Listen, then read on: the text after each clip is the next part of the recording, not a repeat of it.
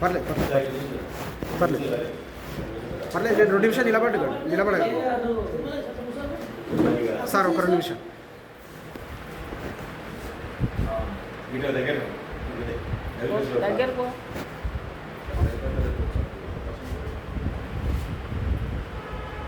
ఏం లేదు, వాళ్ళు పిల్లలు పెళ్లి చేసుకున్న వస్తే సరే వాడు తల్లిదండ్రులను ప్రొడ్యూస్ చేస్తే వాళ్ళు బతకని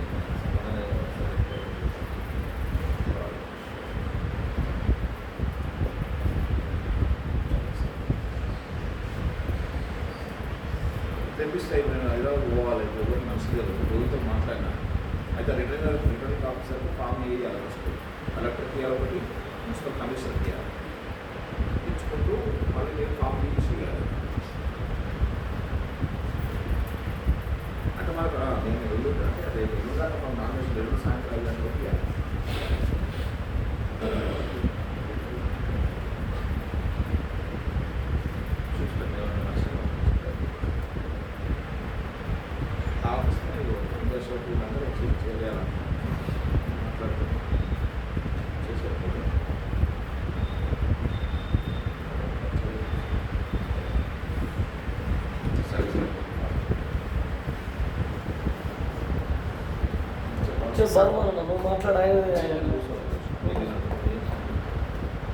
డిబేట్ పెట్టే పంచాయతీ చేసుకోండి, నాకు లేవు పైసలు అంటారు.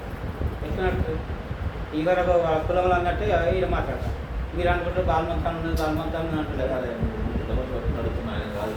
అన్నీ అన్నారు. ఈయన అన్నారు, అశోక్ అన్న, యాదగిరి అన్న, మేము అన్నాం కాదు. కూతురు 2 లక్షలు డిబేట్ పెట్టి కూతురు పంచాయతీ చేసుకోవాలి, నాకు అని లేవు, ఉండే అని కొంచెం నాకు అని లేవు అంటున్నారు. చదువుతారు పంచాయతీ పెట్టాలంటారు, పెట్టాలి, పద్ధతి ప్రకారం పెట్టాలి. నేను అనుకుంటా నేను వారానికి ఒకటి నేను ఆ రాష్ట్రం చేసినా ఈ రాష్ట్రం చేస్తాను పెట్టాలి. అరే నువ్వు పెట్టకపోతే వాళ్ళ కూడా చెప్తాను, పెట్టకపోతే బాగుండదు. ఒడగొట్టుకో, పెట్టు 2 లక్షలు డిపాజిట్ పెట్టి కూర్చో, నలుగురు చెప్పినట్టు నీ ఇష్టం బస్. భయం కోసం అది అన్ని గొడవ దాని మీద ఉండి బంగారం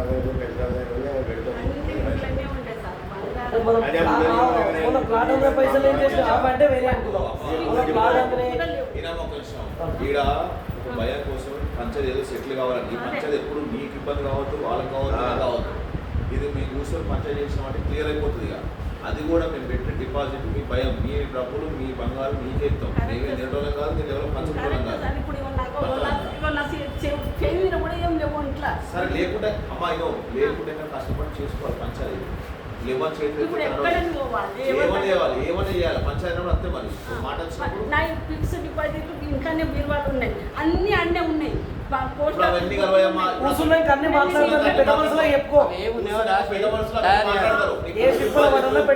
బంగారం కానీ నీ కాగితాలు కానీ ఏమున్నా అన్ని మాట్లాడతారు వాళ్ళు. మాట్లాడడానికి డిపాజిట్ పెట్టుకుంటారు. మరి ఎవరు చేయాలి? మీరు ఏమంటావా? చెప్పు ఏడికి పోవాలంటే ఏం చేస్తావు?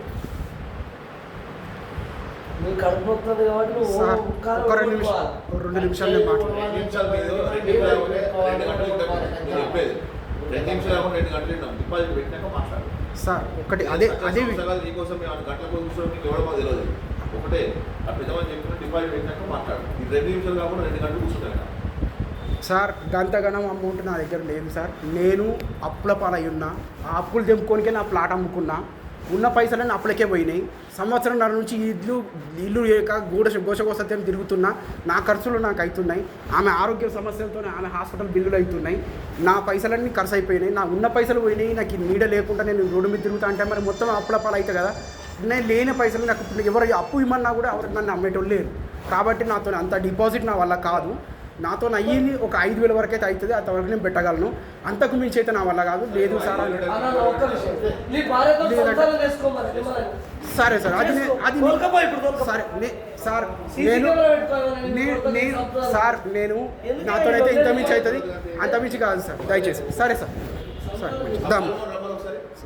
అమ్మా లే అమ్మా, పెద్ద మనిషితో మాట్లాడు. పిలుస్తుందా? కోసం మాట్లాడు. ఆగా నువ్వు నడు నువ్వు ఆగమ్మా నువ్వు ఇట్రా ఫస్ట్ ఇద్దా పెద్ద మనిషికి చెప్దాం ఒక నిమిషం ఇంటా నువ్వు రాయే 2 లక్షలు అని చెప్పేసి ఒప్పిస్తాను నువ్వు ఇరికిస్తారు నువ్వు నడు నువ్వు ఫస్ట్ అటు నాడు నేను బండి తీసుకుని బయలుదేరుతాను నడుతూనే ఉండు నువ్వు ఇటు ఎంత తిరుగుతుండే అటు నాడు ఉన్నాడు